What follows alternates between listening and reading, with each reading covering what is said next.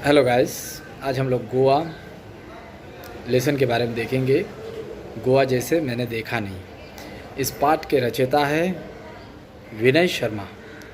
इन्होंने इस पाठ में बड़े मार्मिक ढंग से गोवा का चित्रण किया है, गोवा के बारे में बताया है, यहाँ की जीवन शैली, यहाँ के फूड्स, यहाँ का भोजन और यहाँ की कपड़े का पहनावा, त्यौहार आदि के बारे में बड़े मार्मिक ढंग से बताया है। जैसे ही हम लोग गोवा का नाम सुनते हैं, जो लोग गोवा गए हैं या जिन्होंने कहीं ना कहीं फिल्मों में या कहीं इन गोवा के बारे में जिक्र सुना होगा, तो वो ऐसे ही मन प्रफुल्लित हो उठता है। इसीलिए ये गोवा का नाम सुनते ही लोग यहाँ पे खींचे चले आते हैं, क्योंकि यहाँ की प्रकृति उतनी सुंदर और हरित भरी है कि लोग अपने आप उसकी ओर खींचे चले जाते हैं। तो लेखक अपने परिवार के साथ तथा उसके साड़ू भाई के साथ गोवा की यात्रा पे निकल पड़े। लेखक इंदौर से गोवा की तरफ जा रहे थे। दिन था 23 नवंबर। जैसे ही गोवा एक्सप्रेस मडगांव स्टेशन पे रुकी, मडगांव वहाँ का एक प्रमुख स्टेशन है, वहाँ जाके रुकती है। सुबह हो चुकी थी, सुबह की सूर्य की किरणें हल्की हल्की वहाँ आ चुकी थी। जैसे ही लेखक ने पैर रखा, वैसे ही एक टैक्सी चालक उसके सामने आके रुक गया। उसने जोर का एक हॉर्न बजाया और लेखक का मन उसकी तरफ आकर्षित हो गया और लेखक उस टैक्सी में सवार हो गया। आज भी आप कहीं जाते तो रिक्शा, ऑटोस, ये जो भी हो या टैक्सी हो, तो वो हॉर्न के माध्यम से आपका ध्यान अपनी तरफ आकर्षित करते ताकि पैसेंजर हमारे इसमें आके बैठ जाए। जैसे ही ये टैक्सी में लेखक बैठा, टैक्सी एक सुसराहट, एक वेग, एक फोर्स के साथ एक पतली सी सड़क पर निकल पड़ी और जो हवा वहाँ पे बहने लगी, ज़ोरदार हवा, उसके कारण लेखक का जितना भी ट्रैवलिंग का जो भी ट्रेन में उसको सफ़र किया था उन्होंने, वो सारी थकान उनकी मिट गई थी। अब लेखक सोचने लगा, पर्यटन का भी अपना ही आनंद है, एक अलग आनंद है।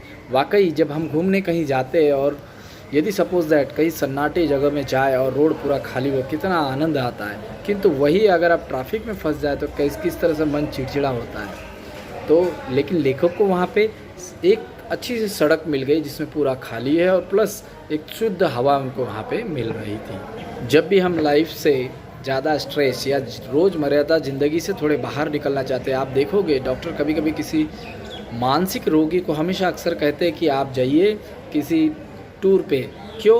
क्योंकि वहाँ जाने के बाद सब चीज़ चेंज हो जाता है और जहाँ जाते भी है तो वहाँ शुद्ध हवा और बोलते हैं एक तो मन प्रसन्न हो जाता है, प्लस आपकी शरीर भी एक ताज़ी हवा पाने के बाद पूरा ताज़ा महसूस करने लगता है, तो मन प्रसन्न हो जाता है। कुछ समय बाद लेखक की टैक्सी वही पतली गलियों से गुजरती हुई मडगांव से तकरीबन 5 किलोमीटर की दूरी पर जाकर रुकी। वो जगह था बेलालियम का एक बीच नहीं, रिसॉर्ट, क्योंकि वहाँ उनकी कमरे की व्यवस्था और सारी चीज़ें वहाँ की गई थी, इसलिए वहाँ जाके रुकी। उसके बाद जैसे इन लोग रिसॉर्ट पहुँचे, इन्होंने सब लोग अपने अपने कुछ खाना पूर्ति कर मतलब जैसे होता है कि आने वाली एंट्री, क्योंकि इन्होंने ऑलरेडी बुक करके रखा था, तो कुछ खाना पूर्ति करके ये अपने अपने कमरे में चले गए कुछ समय के आराम के लिए। फिर इसके आगे लेखक कहता है कि चलिए कुछ अब वो आपको बताना चाह रहा है कि गोवा के बारे में कुछ विशेष बातें। दरअसल गोवा राज्य 2 भागों में बटा हुआ है, दक्षिणी गोवा जिला तथा उत्तर गोवा जिला। इसकी राजधानी पणजी मांडवी नदी के किनारे स्थित है। यह नदी काफ़ी बड़ी है तथा वर्ष भर पानी से भरी रहती है। फिर भी समुद्र इलाका होने के कारण यहाँ मौसम में प्रायः उष्ण तथा हवा में नमी बनी रहती है। उष्ण मतलब थोड़ी सी चिपचिपापन, जैसे बॉम्बे में भी होता है उसी तरह के। शरीर चिपचिपाता रहता है, लेकिन मुंबई जितना नहीं, क्योंकि यहाँ का क्षेत्र हरितमय से भरपूर है।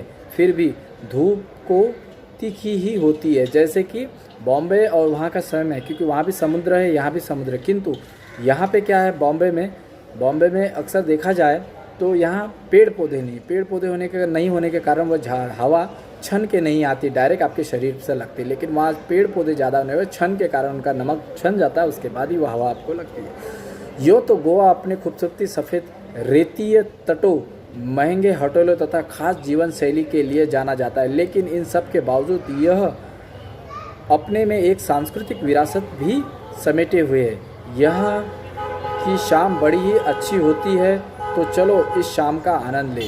तो गोवा के बारे में हम लोग ने कुछ जाना, ये पार्ट फर्स्ट था, पार्ट सेकंड के लिए भी आगे हम लोग जानेंगे।